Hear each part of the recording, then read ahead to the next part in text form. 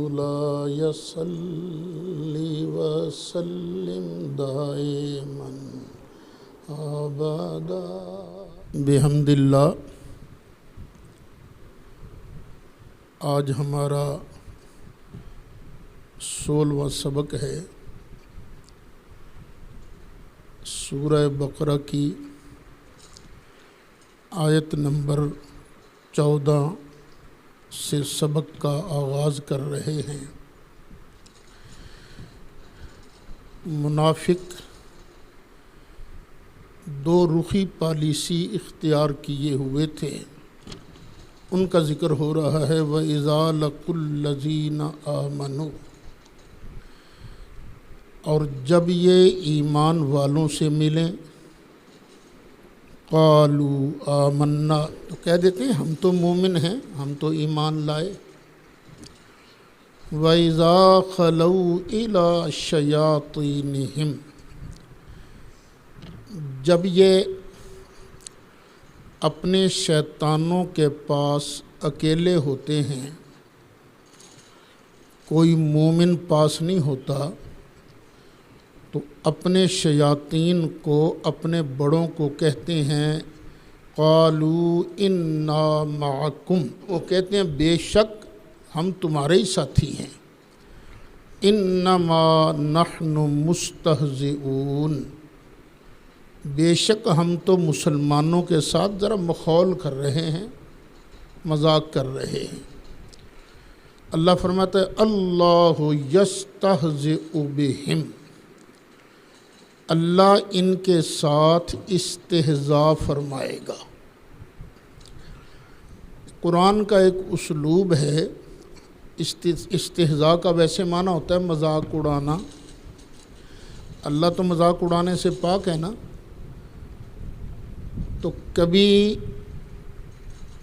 چیز کے بدلے کو اسی لفظ کے ساتھ تعبیر کر دیا جاتا ہے، جس طرح اللہ فرماتا ہے جزاء سیئۃ سیئۃ مثلھا، گناہ کی سزا، گناہ کا بدلہ ویسا ہی پھینٹا ہے۔ تو یہاں اس پھینٹے کو، اس جوابی کارروائی کو بھی سیئہ کے لفظ سے ذکر کیا گیا ہے۔ اسی طرح وہ کرتے ہیں مذاق، تو ان کے مذاق کا بدلہ اللہ ان کو دے گا۔ وہ کیسے دے گا بدلہ؟ وَيَمُدُّهُمْ، اللہ انہیں ڈھیل دے گا، فِي طُغْيَانِهِمْ، کہ وہ اپنی سرکشی میں یعمہون، بھٹکتے رہیں۔ اللہ ڈھیل دے دے گا، چلو بھائی اور گناہ کرو، اور گناہ کرو، اور گناہ کرو، تاکہ گناہوں کا سٹاک تمہارا زیادہ ہو، تو اسی اعتبار سے پھر تمہیں پھینٹا لگے۔ دنیا میں تو بڑے خوش کہ واہ واہ ہم بڑا دالا ہے، ہم مسلمانوں کو خوب جناب ان کے ساتھ دیکھو نا کیا سلوک کر رہے ہیں، لیکن ادھر آنکھ بند ہوگی، پھر پتہ چلے گا بیڑا تو ہم نے اپنا ہی غرق کیا ہے۔ اللہ فرماتا ہے اولئک الذین اشتروا الضلالۃ بالہدی، یہ وہ لوگ ہیں جنہوں نے خریدا گمراہی کو ہدایت کے بدلے۔ ان کے پاس دو چوائس تھیں، ایک ہدایت، ایک گمراہی، کہ تمہاری مرضی گمراہی اختیار کرو، تمہاری مرضی ہدایت اختیار کرو، یہ تمہاری مرضی ہے۔ لیکن انہوں نے ہدایت کے بدلے گمراہی کو اختیار کیا، اس کو اللہ تعالیٰ خریدنے سے تعبیر کر رہا ہے۔ اچھا، جب بندہ خریدتا ہے، کوئی چیز لیتا ہے، دیتا ہے، تو سودے میں کبھی گھاٹا پڑتا ہے، کبھی نفع ہوتا ہے۔ اللہ فرماتا ہے یہ جو انہوں نے سودا کیا نا، ہدایت دے کر گمراہی لے لی، فما ربحت تجارتہم، تو نہیں نفع دیا ان کو ان کی تجارت نے، وما کانوا مہتدین، اور یہ ہدایت یافتہ ہی نہیں تھے، ان کو پتہ ہی نہیں تھا سودا کس چیز کا کیا جاتا ہے، سودا کیسے کیا جاتا ہے۔ دیکھیے سودا تب ہوتا ہے مزے کا کہ خریدنے والے کو چیز کی قیمت کا پتہ ہو کہ اس چیز کی قیمت کتنی ہے، اور وہ قدردان بھی ہو۔ سودے کا مزہ تبھی آتا ہے نا، ان کو چیز کی قدر کا پتہ ہی نہیں تھی، ہدایت کی قدر کیا ہے، اس کا نفع کتنا ہے، تو گھاٹا ہی کھایا ہے نا انہوں نے۔ اللہ فرماتا ہے پھر آگے مثالیں بیان کر، مثلہم کمثل الذی استوقد نارا، ان کی مثال اس شخص کی طرح ہے۔ یہاں جو ہے نا کمثل الذی، تو کاف جو ہے یہ زائدہ ہے۔ کچھ حرف زائدہ ہوتے ہیں، زائدہ وہ حرف ہوتا ہے جو لفظ ہٹا بھی دیا جائے معنی میں فرق نہ پڑے۔ مثلہم، ان کی کہاوت، کمثل الذی استوقد نارا، اس آدمی کی طرح ہے جس نے آگ روشن کی۔ کچھ لوگ سفر کر رہے ہیں، جنگل ہے، اندھیرا ہے، طرح طرح کے خطرات بھی نظر آ رہے ہیں، تو کسی نے آگ روشن کر دی کہ ہمیں رستہ نظر آئے گا، خطرات سے ہم بچیں گے۔ فلما اضاءت ما حولہ، آگ روشن کی جب اس کا ارد گرد روشن ہو گیا، ہوا کہ ذہب اللہ بنورہم، اللہ ان کا نور ہی لے گیا، ان کا نور ختم ہو گیا۔ وترکہم، اور چھوڑ دیا ان کو، فی ظلمات، تاریکیوں میں، لا یبصرون، ان کو نظر ہی کچھ نہیں آتا۔ دیکھیے رستہ دیکھنے کے لیے دو نوروں کا ہونا ضروری ہے، ایک اندر کا نور، ایک باہر کا نور۔ اب رات کا وقت ہے، ہمیں کچھ نظر آ رہا ہے، کیوں نظر آ رہا ہے کہ باہر بھی روشنی کا انتظام ہے اور ہماری آنکھوں کے اندر بھی دیکھنے کی طاقت ہے نا، اندر کا نور بھی ہے۔ اچھا اگر اندر کا نور ہی کسی کا ختم ہو جائے، باہر لاکھ لائٹیں جل رہی ہوں، کیا اسے کچھ نظر آئے گا؟ نہیں نظر آئے گا۔ اور باہر ہی اندھیرا ہو اور اندر کا نور ہو، کیا پھر بھی اس کو نظر آئے گا؟ اندھیرا ہی ہے نا، کچھ نظر ہی نہیں آ رہا۔ وہ کبھی کبھی سفر کرتے کرتے دھند کا موسم ہوتا ہے تو بڑا مشکل ہوتا ہے سفر کرنا، کیوں آنکھوں میں تو نور ہے لیکن باہر تاریکی ہے، دھند کی وجہ سے سفر ہی نظر نہیں آتا۔ تو اللہ فرماتا ہے یہ جو پہلا گروپ ہے نا، ان کی مثال ایسے ہے۔ نبی کریم علیہ السلام نے قرآن پڑھا، قرآن کی روشنی پھیلی، کچھ دیر تک یہ لوگ ساتھ چلے، یہ منافقین لوگ جو ہیں ساتھ چلے، کیوں؟ فتوحات ملتی تھیں، جو مال غنیمت تھا وہ ملتا تھا، کچھ ملتا تھا نا ان کو۔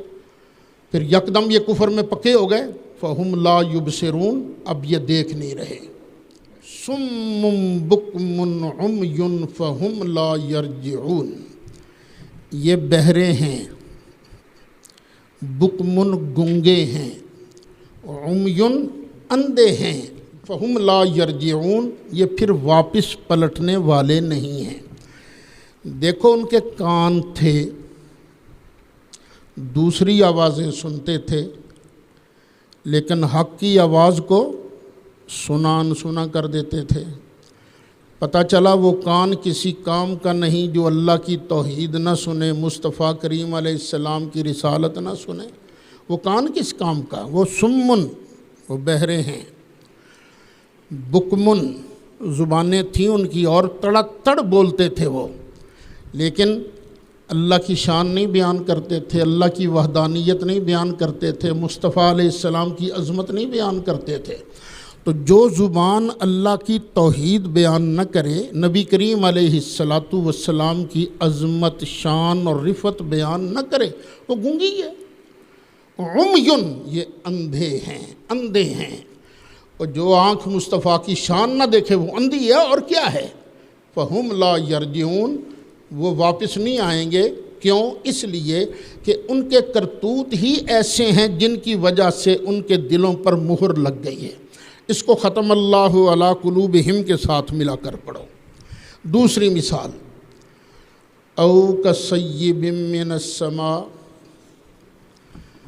یا جس طرح آسمان سے زور کی بارش ہو رہی ہو، زور کمی پڑ رہا ہو، فیہ ظلمات، تو اس میں اندھیریاں بھی ہوتی ہیں، ورعد، اور کڑک بھی ہوتی ہے، کڑک کی آواز نہیں آتی ہیں، وبرق، اور بجلی ہوتی ہے، یجعلون اصابعہم فی آذانہم، تو یہ منافق کیا کرتے ہیں، اپنے کانوں میں انگلیاں ٹھونس لیتے ہیں تاکہ کڑک کی آواز نہ آئے، من السوائے، کہ کڑک کی وجہ سے، حذر الموت، موت سے ڈرتے ہوئے، واللہ محیط بالکافرین، اور اللہ تعالیٰ کافروں کو گھیرے میں لیے ہوئے ہے، گھیرنے والا ہے، کوئی اللہ کی پکڑ سے باہر نہیں ہے۔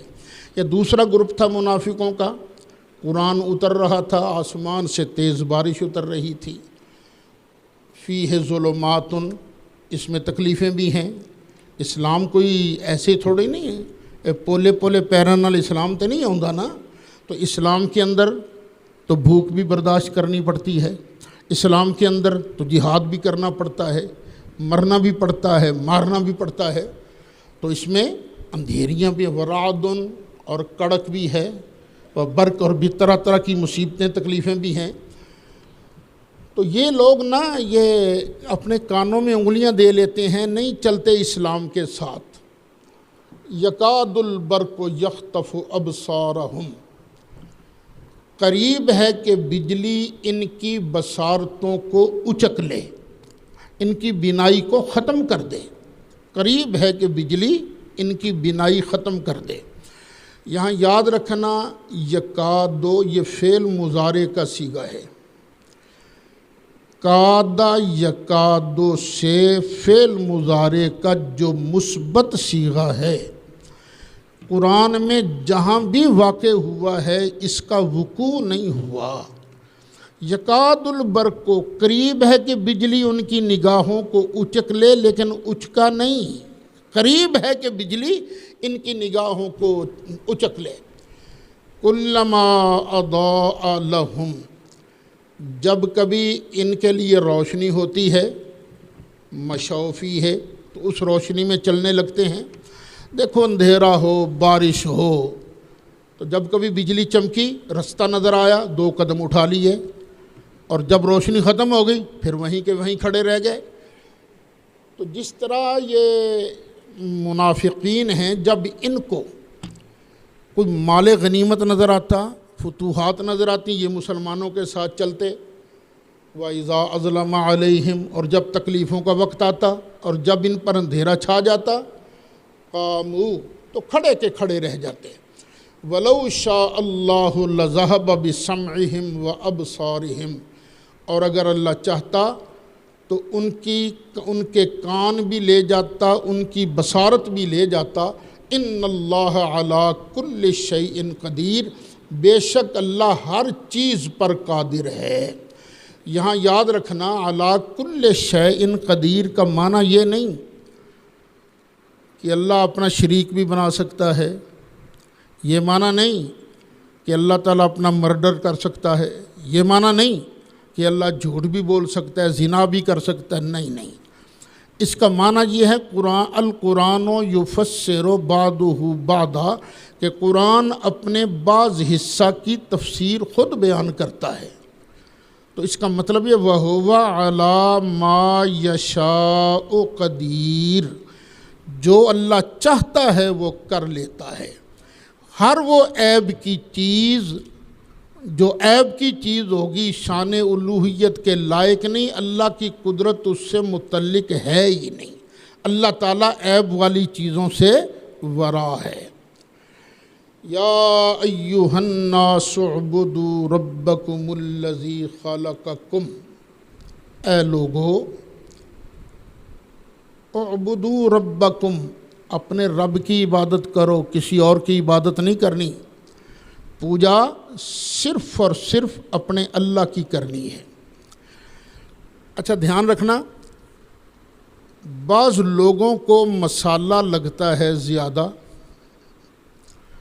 تو وہ نا انٹ شنٹ جو دل میں آئے وہ کہتے رہتے ہیں۔ مثلاً ایک تقریر اکثر کی جاتی ہے، پکارنا صرف اللہ کو چاہیے، بس پکار اللہ کے لائق ہے، اللہ کے علاوہ کسی اور کو پکارنا یہ شرک ہے، بڑی گردان کی جاتی ہے۔ او خدا کے بندو، یہ بات نہیں ہے، ہر پکار شرک نہیں ہوتی۔ کون سی پکار شرک ہے؟ جب کسی کو مستقل مان کر پکارا جائے، جب کسی کو غیر محتاج مان کر، واجب بالذات مان کر پکارا جائے۔ اگر ہر پکار شرک ہوتی تو اللہ نے اس آیت میں انسانوں کو پکارا ہے کہ نہیں؟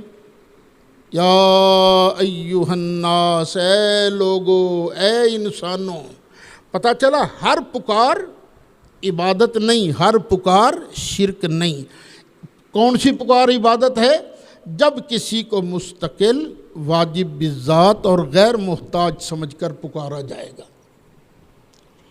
الذی خلقکم، اس کی عبادت کرو جس نے تم کو پیدا کیا ہے۔ اب یہ پیدا کرنا تو بہت بڑا احسان ہے نا۔ اب یہ تم جو اٹھتے بیٹھتے ہو، دیکھتے ہو، مزے کرتے ہو، کھاتے پیتے ہو، یہ کس کے صدقے؟ جس نے تمہیں پیدا کیا۔ تو جس نے تمہیں یہ سب کچھ دیا ہے، پھر عبادت کے لائق بھی تو وہی ہے نا، اسی کی عبادت کرو۔ صرف تم پر احسان نہیں کیا، والذین من قبلکم، ان لوگوں کو بھی پیدا کیا جو تم سے پہلے تھے، تمہارے باپ کو، تمہارے دادا کو، تمہارے پردادا کو، جتنے اوپر تک کے لوگ ہیں، تم کو بھی پیدا کیا، تم سے پہلوں کو بھی پیدا کیا، تم پر بھی احسان کیا، اور باپ دادا پر احسان بھی تو تم پر احسان ہے نا۔ تو اس لیے صرف اللہ تعالیٰ کی عبادت کرو، اللہ تعالیٰ کو پوجو۔ لعلکم تتقون، تاکہ تم پرہیزگار بن جاؤ۔ کبھی کبھی لعل کے معنی میں بھی آتا ہے کہ تاکہ تم پرہیزگار بن جاؤ۔ اللہ نے تمہیں کیوں پیدا کیا؟ تاکہ تم اس کی عبادت کرو، ریاضت کرو، اس کا کہنا مانو، حقوق اللہ ادا کرو، حقوق العباد ادا کرو، تاکہ تم پرہیزگار بن جاؤ۔ الذی جعل لکم الارض فراشا، وہ پروردگار جس نے بنایا تمہارے لیے زمین کو بچھونا، والسماء بناء، اور آسمان کو عمارت بنایا، چھت بنایا، وانزل من السماء ماء، اور اس نے اتارا اوپر سے پانی۔ پانی کہاں سے آتا ہے؟ بادل سے، آسمان سے نہیں آتا۔ کہاں سے آتا ہے؟ بادل سے۔ اور بادل کہاں ہوتا ہے؟ اوپر۔ اور کبھی کبھی ہر وہ چیز جو اوپر ہونا اس کو بھی سما کہا جاتا ہے۔ اتارا اس نے آسمان سے پانی، فَأَخْرَجَ، پھر نکالے اللہ نے، بِهِ، اس پانی کے وسیلہ سے، اس پانی کے ذریعہ کیا نکالی چیزیں؟ الثمرات، پھل نکالے، پھل نکالے۔ کیوں؟ رزقاً لکم، تمہارے لیے رزق بنیں گے نا، تمہارے کھانے کے لیے اللہ نے پانی کے ذریعے پھل پیدا کیے۔ فلا تجعلوا للہ اندادا، تو یاد رکھنا یہ سب کچھ کرنے والا وہی اکیلا ہے، اس لیے تم کسی اور کو اللہ کا ند نہ بناؤ۔ ند کا معنی ہوتا ہے ضد، ضد، شریک، اللہ کا شریک نہ بناؤ۔ یہاں ایک سوال پیدا ہوتا ہے، مشرکین مکہ اپنے بتوں کو اللہ کے برابر تو نہیں سمجھتے تھے، پھر کیوں کہا گیا فلا تجعلوا للہ اندادا؟ تو یاد رکھ لینا، جو چیزیں اللہ کی شان کے لائق ہیں، جو اللہ کی صفات ہیں، ان صفات میں سے کسی ایک صفت کو بھی کسی اور کے اندر مان لینا یہ اللہ کا ند ٹھہرانے کے برابر ہے۔ وہ چونکہ یہ لائق عبادت ہونا صرف اللہ کی صفت ہے نا، تو وہ لائق عبادت اپنے بتوں کو بنایا کرتے تھے، بتوں کو کہا کرتے تھے۔ فرمایا فلا تجعلوا للہ اندادا وانتم تعلمون، تم جانتے ہو، جان بوجھ کر تو اللہ کا شریک نہ بناؤ۔ اللہ کے برابر نہ کسی کو بناؤ، اللہ کے برابر کوئی بھی نہیں، نہ کوئی نبی نہ کوئی ولی، کوئی اللہ کے برابر نہیں ہے، سارے کے سارے اللہ کے محتاج ہیں۔ کائنات میں صرف ایک ہستی ہے جو کسی کی محتاج نہیں، وہ کون سی ذات ہے؟ اللہ، اسی کی عبادت کرنے کا اللہ تعالیٰ نے حکم دیا ہے۔ سارے نبی یہی پیغام لے کر آئے کہ صرف اللہ کی عبادت کرنی ہے، کسی اور کی نہیں کرنی، اور نبی کریم علیہ السلام بھی یہی پیغام لے کے آئے۔ نبی کریم علیہ السلام کو اللہ نے دیا قرآن، سرکار قرآن پڑھ پڑھ کر سناتے تھے، اور لیکن کچھ لوگ کہتے تھے نہیں یہ تو مصطفیٰ نے اپنی طرف سے گھڑ لیا ہے۔ تو اللہ آگے کیا فرماتا ہے؟ وَإِن كُنتُمْ فِي رَيْبٍ مِّمَّا نَزَّلْنَا، اگر تم ہو کسی شک میں، مما نزلنا، اس میں سے جو ہم نے دھیرے دھیرے اتارا ہے، علی عبدنا، اپنے اس عبد پر، اپنے اس بندے پر، فَأْتُوا بِسُورَةٍ مِّن مِّثْلِهِ، تو جاؤ قرآن جیسی ایک صورت بنا کے لے آؤ، ایک صورت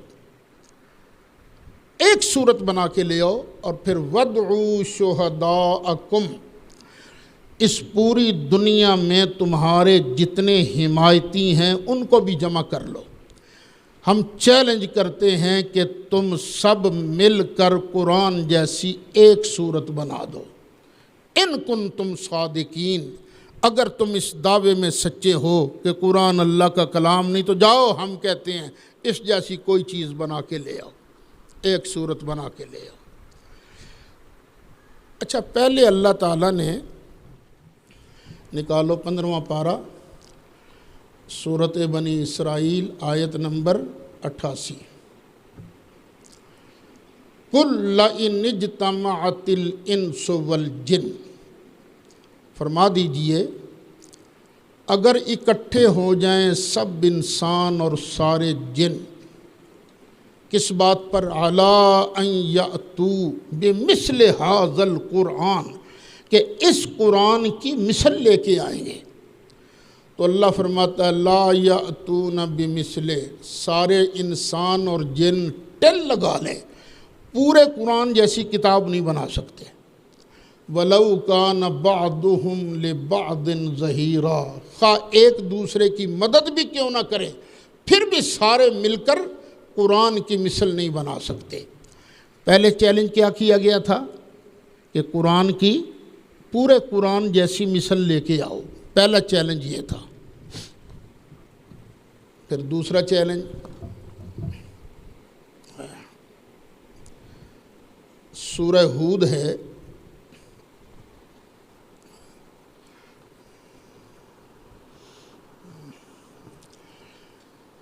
سورہ ہود ہے، آیت نمبر 14 ہے، 12واں پارہ ہے۔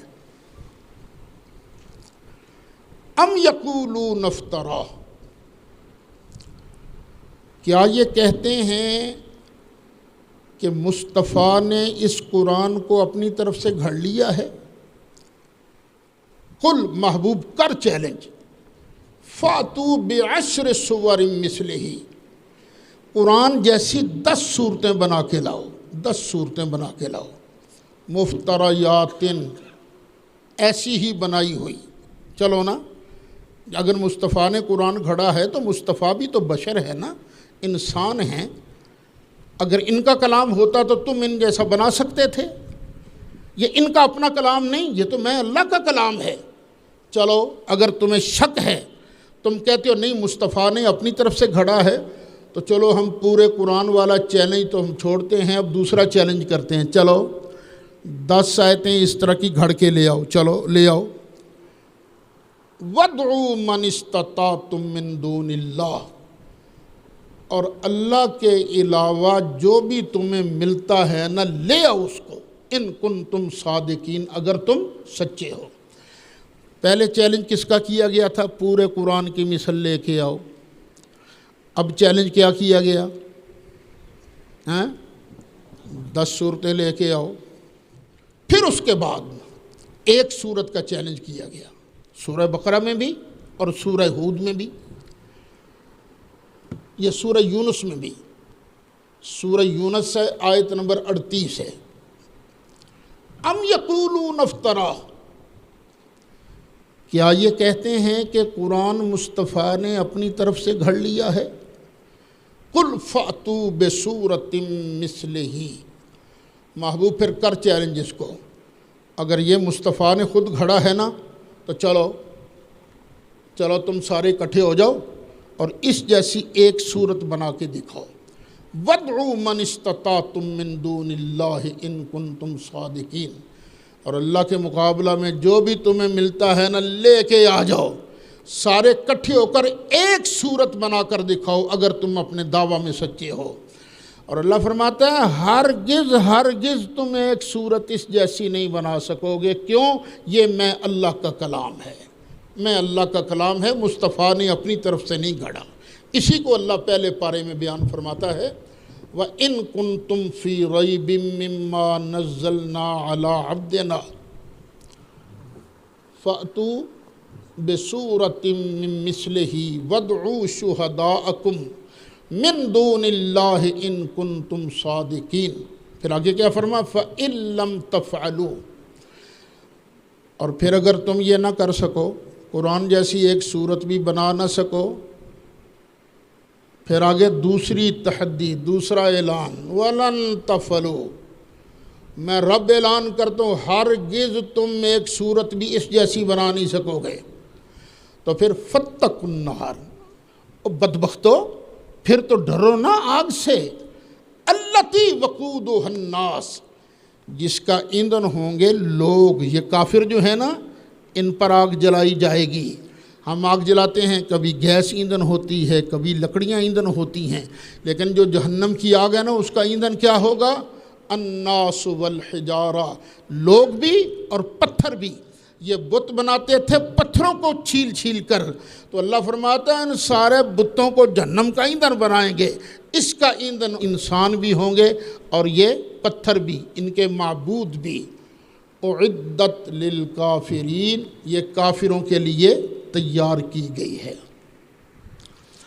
اب اسی آیت کریمہ میں ایک لفظ آیا ہے، وَإِن كُنتُمْ فِي رَيْبٍ مِّمَّا نَزَّلْنَا عَلَىٰ عَبْدِنَا، عَلَىٰ عَبْدِنَا، سرکار اللہ کے عبد ہیں، اللہ کے بندے ہیں۔ عبد کون ہوتا ہے؟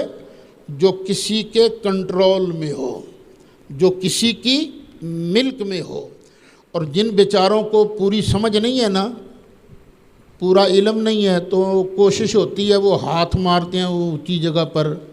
تو جب ہم اہل سنت کہتے ہیں نا کہ اللہ تعالیٰ نے ساری کائنات سے پہلے نبی کریم علیہ السلام کا نور مقدس پیدا کیا تھا، پھر حضرت آمنہ طیبہ طاہرہ کے بطن اطہر میں پورا بشر بنایا، جب ہم یہ کہتے ہیں نا کہ سرکار نور تھے، سب سے پہلے سرکار کا نور بنا، تو یہاں لوگ کہتے ہیں پھر عبد تو نور نہیں ہوتا نا، عبد تو بشر ہی ہوتا ہے نا، تو تم یا نور کہنا چھوڑو یا عبد ماننا چھوڑو، عبد مان کر تم نور کیوں مانتے ہو؟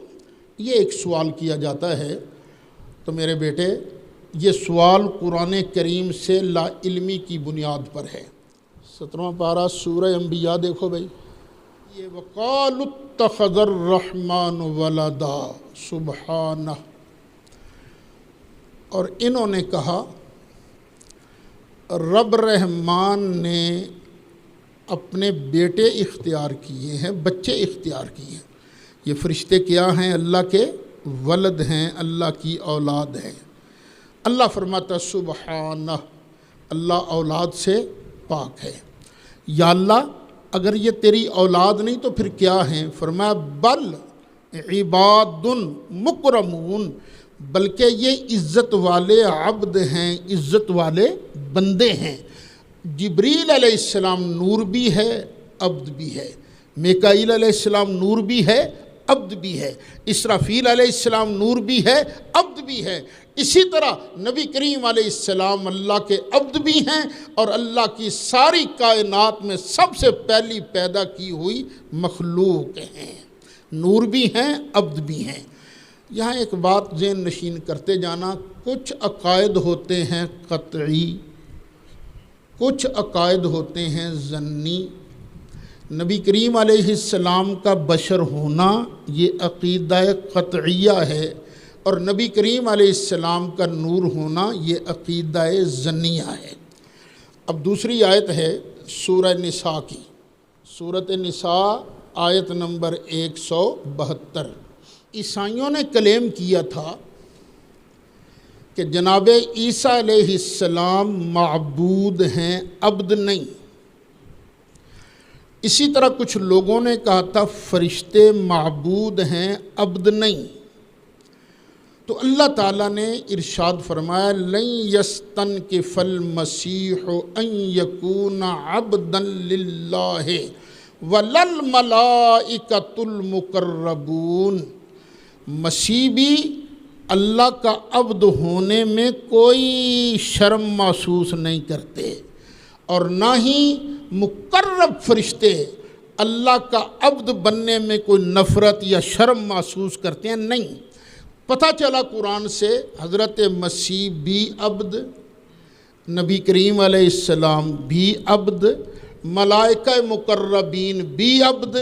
ملائکہ مقربین خلقت الملائکۃ من نور، اللہ کے سارے فرشتے نور سے پیدا کیے گئے ہیں، سارے فرشتے نوری ہیں، نور ہو کر عبد بھی ہیں۔ جبریل نور بھی ہے، عبد بھی ہے، میکائیل نور بھی ہے، عبد بھی ہے، اسرافیل نور بھی ہے، عبد بھی ہے، عزرائیل نور بھی ہے، عبد بھی ہے، اور میرے مصطفیٰ علیہ السلام نور بھی ہیں اور عبد بھی ہیں۔ یہاں پہلے کافروں کو جہنم سے ڈرایا گیا، جو اللہ کے احکامات نہیں مانتے تھے، اور جو ماننے والے ہیں ان کو پھر خوشخبری دی گئی۔ فرمایا وَبَشِّرِ الَّذِينَ آمَنُوا وَعَمِلُوا الصَّالِحَاتِ، محبوب خوشخبری دے دیجئے ان لوگوں کو جنہوں نے ایمان قبول کیا اور اچھے عمل کیے۔ اچھا یہاں غور کیجئے گا، جہاں پر ایمان اور عمل صالح کٹھے بیان ہوتے ہیں نا، بالعموم، ہر جگہ تو نہیں، بالعموم ایمان پہلے آتا ہے اور عمل صالح بعد میں آتا ہے۔ کیسے ہے آیت والتین والزیتون وطور سینین وہذا البلد الامین لقد خلقنا الانسان فی احسن تقویم ثم رددناہ فی اسفل السافلین۔ آگے الا الذین آمنوا وعملوا الصالحات، اسفل السافلین میں ایمان والے نہیں جائیں گے، ایمان پہلے عمل صالح بعد میں۔ والعصر ان الانسان لفی خسر الا الذین آمنوا وعملوا الصالحات، سارے انسان گھاٹے میں ہیں سوائے ان کے جو ایمان لائے اور اچھے کام کیے۔ ایمان پہلے اور عمل صالح بعد میں، کیوں؟ تاکہ پتہ چل جائے لوگوں کو جس عمل سے پہلے ایمان ہوگا وہ عمل اللہ کی بارگاہ میں قبول ہوگا، اور جس عمل سے پہلے ایمان نہیں ہوگا وہ اللہ کی بارگاہ میں قبول نہیں ہوگا۔ اس لیے ہم اہل سنت و جماعت یہ بیان کرتے رہتے ہیں، لوگوں کی خدمت میں گزارش کرتے رہتے ہیں، اپنے اعمال کی ویلیو اگر چاہتے ہو تو مصطفیٰ کریم علیہ السلام سے محبت کرو۔ سرکار کی محبت کے بغیر الا لا ایمان لمن لا محبت لا، اور خبردار مصطفیٰ کی محبت کے بغیر ایمان ہی کوئی نہیں۔ الا لا ایمان لمن لا محبت لا، الا لا ایمان لمن لا محبت لا۔ تو جس کے دل میں سرکار کی جتنی محبت ہوگی اتنا ہی اس کا ایمان قوی ہوگا۔ اور پھر محبت کا ثمرہ بھی ہوتا ہے، وہ جھوٹی محبت ہوتی ہے کہ بندہ آکھے میں آکھے تے نہیں لگنا پر مینوں پیار بڑا ہے، نہیں، وہ پیار ہوتا ہی نہیں ہے۔ پیار اصل میں ہوتا ہی وہ ہے جب وہ محبوب کہے تو بندہ پلک جھپکنے سے پہلے اس کام کے لیے ریڈی ہو۔ ابا کہے پتر مینوں پیڑ ہو رہی ذرا لتاں تے گھٹ، ابا جی اللہ دی قسم تسی سوہنے بڑے ہو۔ آکھے پتر لتاں گھٹ، نہیں ابا جی بڑے چنگے ہو تسی۔ اس کا کہنا نہ مانے تو کیا فائدہ اس زبانی کلامی تعریف کا؟ تو اہل سنت کو سوچنا چاہیے، صرف نعتیں پڑھنے سے کام نہیں چلے گا، وہ بھی بہت بڑا اجر ہے، میں یہ نہیں کہتا کہ اجر نہیں ہے، لیکن نعتیں پڑھنا اور سرکار کے کہنے پر نہ چلنا یہ سچی محبت تو نہیں ہے نا۔ سچی محبت ہو تو بندہ پھر محبوب کے اشارے پر ہی اپنے کام کرنے کو تیار ہو جائے۔ وَبَشِّرِ الَّذِينَ آمَنُوا وَعَمِلُوا الصَّالِحَاتِ، ان کو مبارک دے دیجیے، ان لہم جنات، کہ ان کے لیے ہیں جنتیں، تجری من تحتها الانہار، ان جنتوں باغوں کے نیچے سے نہریں جاری ہیں۔ پہلے بھی بیان کر چکا ہوں، باغ ہوتے ہیں دو طرح کے، ایک نہر کے بغیر، ایک نہر والا۔ جس باغ کے اندر نہر نہ ہو نا وہ اتنا قیمتی بھی نہیں ہوتا، اتنا سونا بھی نہیں ہوتا، اور جس باغ کے اندر نہریں رواں دواں ہوں، درمیان میں سے نہر جاری ہو تو وہ کتنا حسین منظر ہوتا ہے۔ اور ایک جنت میں جائیں گے نا انشاءاللہ تو بڑا شاندار نظارہ ہوگا۔ کلما رزقوا منہا من ثمرۃ رزقا، جنت میں جب کبھی کوئی پھل دیا جائے گا نا کھانے کو تو ہم کھانے والے پتہ کیا کہیں گے؟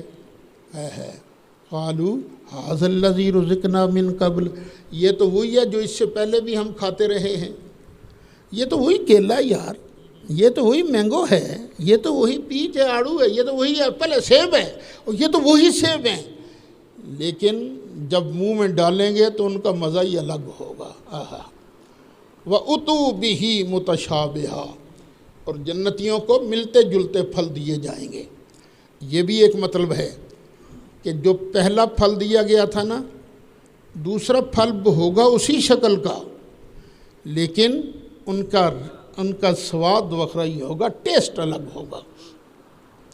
وَلَهُمْ فِيهَا أَزْوَاجٌ مُطَهَّرَةٌ، اور ان کے لیے وہاں بیویاں ہوں گی بالکل پاکیزہ ستھری۔ یہاں جو بیویاں ہیں ان کو ماہواری بھی آتی ہے، بچہ پیدا ہو تو نفاس کا خون بھی جاری ہوتا ہے، ناک بھی بہتا ہے، تھوک بھی آتا ہے، لیکن جنت میں جو اللہ تعالیٰ بیویاں عطا فرمائے گا ان کے مطہرہ، ان کے اندر کوئی نجاست نہیں ہوگی۔ وَهُمْ فِيهَا خَالِدُونَ، اور وہ اس میں ہمیشہ رہیں گے۔ اچھا، قرآن نے پہلے چیلنج کیا تھا نا کہ چلو ایک صورت بنا کے لاؤ اگر تمہیں شک ہے تو۔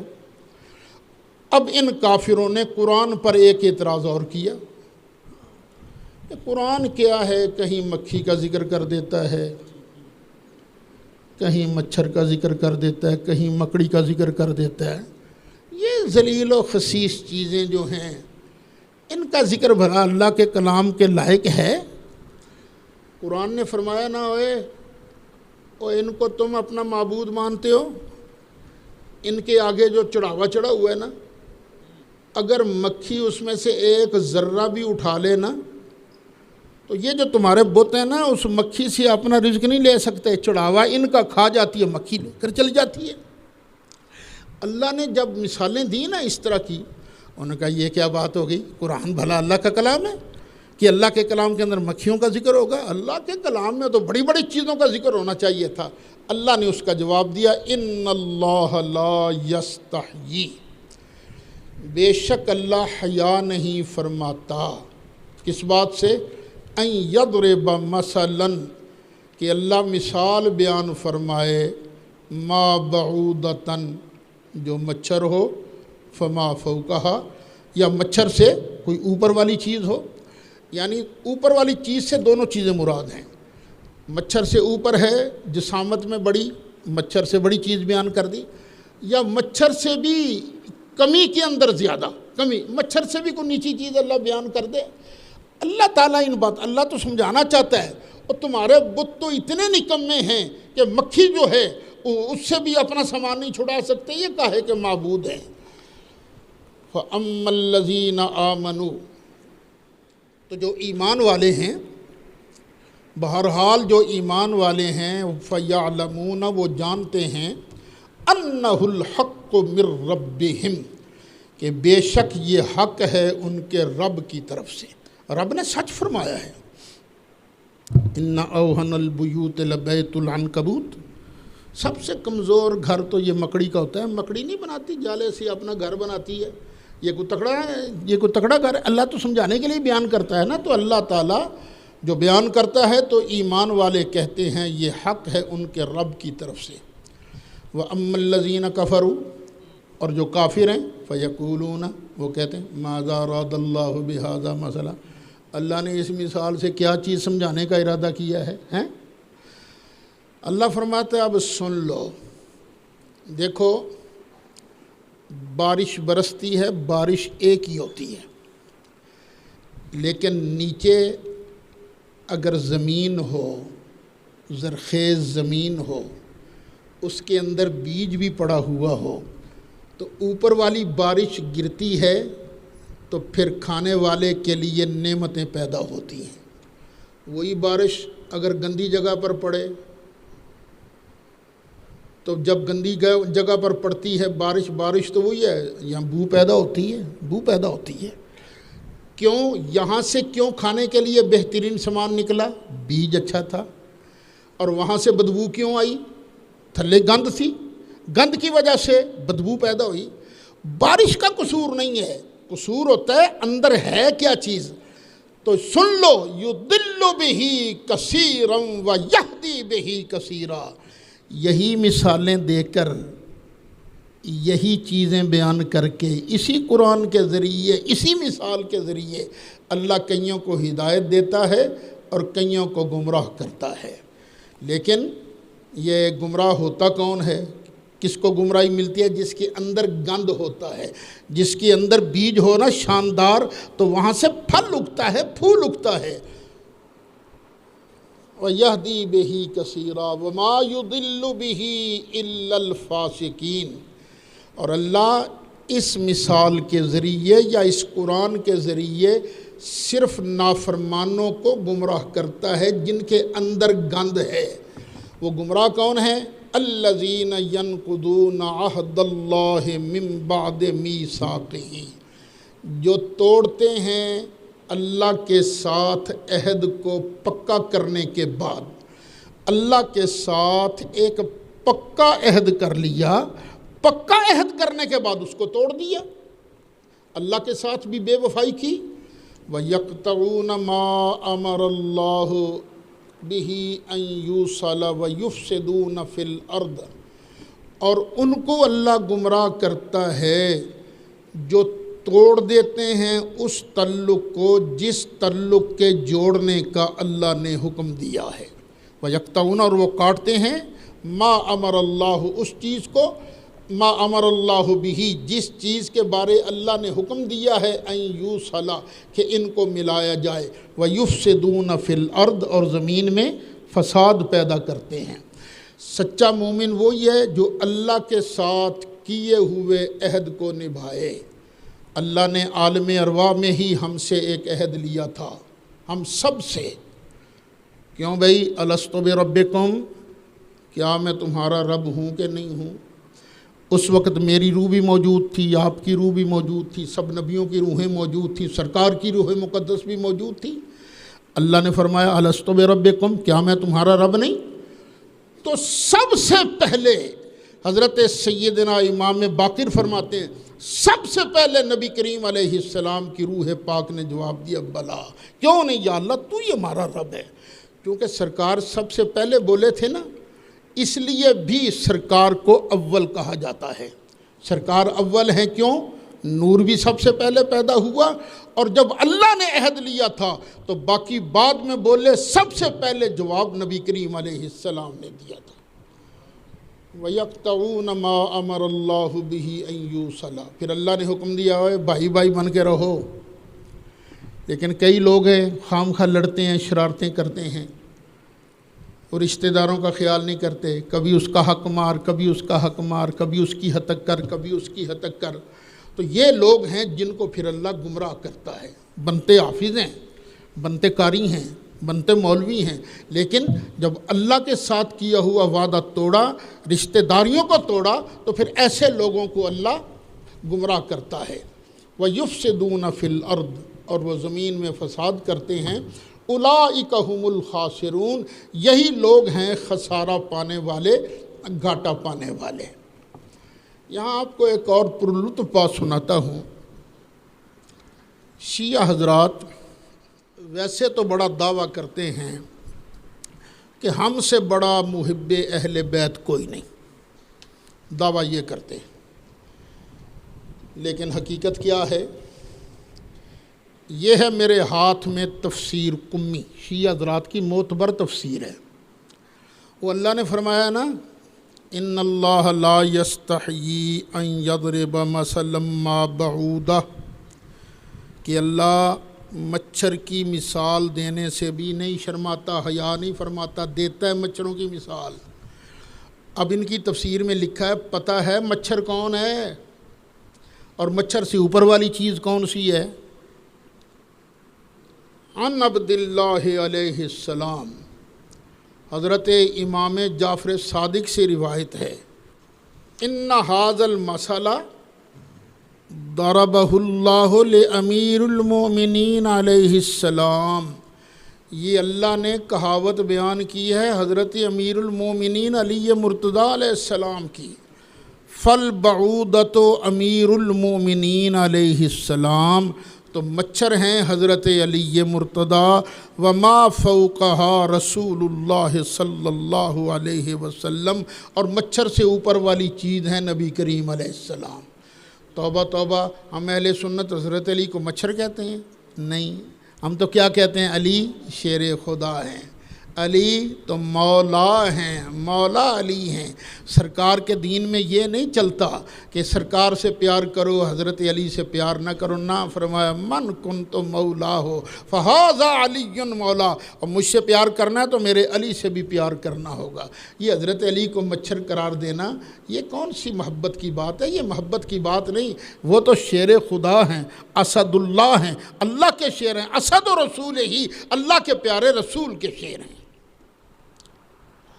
آگے اللہ فرماتا ہے، کیف تکفرون باللہ وکنتم امواتا، دھیان سے سننا اس کو ذرا، تم کیسے اللہ کا انکار کر سکتے ہو؟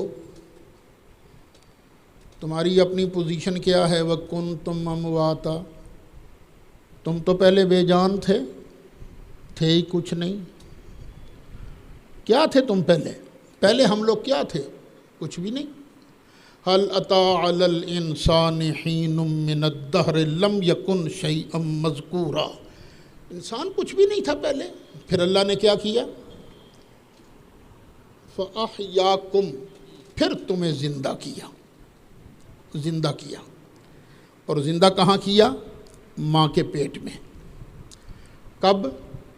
جب 4 ماہ کی عمر تھی، 4 ماہ کی عمر میں روح ڈالی گئی۔ فأحياكم، پھر اللہ نے تم کو زندہ کیا۔ ثم یمیتکم، پھر اللہ تم کو موت دے گا۔ جو ہم زندہ لوگ ہیں نا، ہم نے سدا یہاں نہیں رہنا، پھر اللہ ہمیں موت دے گا، موت آئے گی۔ ہر کسی نے مرنا ہے، جس طرح آج ہمارے مولانا عبدالتواب صاحب چھروی رحمۃ اللہ علیہ وہ فوت ہو گئے، موت آ گئی ان پر۔ اچھا، پہلے ہم کچھ نہیں تھے، پھر اللہ نے کیا زندہ کرنے کے بعد پھر ہمیں کیا دے گا اللہ؟ موت، پھر یمیتکم، اللہ موت دے گا۔ ثم یحییکم، پھر اللہ تمہیں زندہ کرے گا، پھر زندہ کرے گا۔ کب زندہ کرے گا؟ قیامت کے دن، پھر اللہ قیامت کے دن تمہیں زندہ کرے گا۔ ثم الیہ ترجعون، پھر تم اللہ کی بارگاہ میں لوٹائے جاؤ گے، وہاں جا کے تمہیں حساب کتاب دینا پڑے گا۔ یہ اللہ تعالیٰ اللہ کہتا ہے تم کس منہ سے انکار کر سکتے ہو میرا؟ میں تو اتنی شانوں والا ہوں۔ جو اللہ نیست سے تمہیں ہست میں لا سکتا ہے، وہ تمہیں دوبارہ بھی مرنے کے بعد اللہ زندہ فرمائے گا۔ اچھا، یہاں پر ایک یہ دنیا کی زندگی بیان ہوئی، ایک آخرت کی زندگی بیان ہوئی، لیکن ایک تیسری زندگی بھی ہے۔ وہ کون سی ہے؟ دنیا اور آخرت کی زندگی کے درمیان قبر والی زندگی، برزخ والی زندگی، اس کو صراحتاً بیان نہیں کیا گیا، یہاں پر لوگوں کو غلطی لگتی ہے کہ وہ جی اس کا مطلب ہے اندر والی درمیان والی زندگی ہے ہی کچھ نہیں۔ تو مجھے جو سمجھ آیا ہے وہ یہ ہے کہ یہ جو زندگی ہے، میں بول رہا ہوں، تم مجھے زندہ دیکھ رہے ہو، تم سب پڑھ رہے ہو، بیٹھے ہوئے ہو، سن رہے ہو، غور سے میری طرف آنکھیں تمہاری متوجہ ہیں، میں تمہیں دیکھ رہا ہوں، مجھے تمہاری زندگی کا احساس ہے، تمہیں میری زندگی کا احساس ہے۔ اور میدان محشر میں بھی ہر بندہ دوسرے بندے کو زندگی کا احساس کرے گا، چلتے پھرتے نظر آئیں گے، بولتے روتے نظر آئیں گے سارے، یہاں بھی احساس ہے، وہاں بھی احساس ہے۔ لیکن قبر والی زندگی ہے تو صحیح، لیکن وہ ایسی ہے کسی دوسرے کو پتہ نہیں چلتا۔ بل احیاء، قرآن کہتا ہے نا یہ شہید ہیں زندہ، ولکن لا تشعرون، لیکن تمہیں ان کی زندگی کی سمجھ نہیں، وہ نظر نہیں آتی۔ اسی طرح قبر والے زندہ تو ہیں، لیکن کیسے زندہ ہیں جو ہمیں نظر نہیں آتے۔ زبان مصطفیٰ نے کہہ دیا، ہم ایمان لے آئے۔ اس کے بعد اللہ تعالیٰ نے ارشاد فرمایا، هو الذی خلق لکم ما فی الارض جمیعا، اللہ وہ ہے جس نے تمہارے فائدے کے لیے، تمہارے نفع کے لیے پیدا کیا جو کچھ زمین میں ہے سب کو، زمین کی ہر چیز کو اللہ نے تمہارے نفع کے لیے پیدا فرمایا۔ ہر چیز کس کے نفع کے لیے بنی؟ ہمارے نفع کے لیے، ہر چیز، یہ اللہ فرما رہا ہے۔ یہیں سے ایک قانون بنا، الاصل فی الاشیاء الاباحہ، چیزوں میں اصل کیا ہے؟ اباحت۔ ہر چیز جب ہمارے نفع کے لیے بنی ہے تو پھر ہر چیز ہمارے لیے جائز بھی ہے۔ ہاں، جن چیزوں کا نقصان تھا اللہ رسول نے حرام کر دی، یہ بھی حرام، یہ بھی حرام، یہ بھی حرام، یہ بھی حرام۔ اور جن چیزوں کو اللہ رسول نے حرام نہیں کیا وہ ساری کی ساری ہمارے لیے حلال ہیں اور جائز ہیں۔ تو یہ ذرا لکھو، اس کو ذرا نوٹ کرو اچھی طرح کہ اس آیت سے نتیجہ یہ نکلا کہ چیزوں میں اصل کیا ہے؟ اباحت ہے۔ اباح کا معنی ہے جائز ہونا، مباح ہونا۔ اب دیکھیے، آپ لوگ بوتل پیتے ہو، بوتل کا ذکر قرآن و حدیث میں آیا کسی جگہ کہ بوتل پی لیا کرو؟ نہیں آیا۔ تو کیوں پیتے ہیں ہم لوگ؟ اس لیے کہ اللہ نے ہر چیز ہمارے نفع کے لیے بنائی ہے۔ جو چیز منع تھی اللہ نے اس سے منع کر دیا، جو نقصان دہ تھی اللہ نے روک دیا اس سے۔ اللہ نے فرمایا شراب تم پر حرام ہے، یہ مردار تم پر حرام ہے، زنا تم پر حرام ہے۔ تو جب تک اللہ تعالیٰ اور اس کا پیارا رسول کسی چیز سے روک نہ دے وہ چیز بندے کے لیے جائز ہوتی ہے۔ اس پر میں کچھ تفصیلی گفتگو کروں گا انشاءاللہ آئندہ سبق کے اندر۔ بس اتنا اس کو ذہن میں رکھ لیجئے کہ هو الذی خلق لکم ما فی الارض جمیعا، یہ آیت دلیل ہے اس بات کی کہ ہر چیز ہمارے لیے جائز ہے۔ مولا صلی وسلم دائما ابدا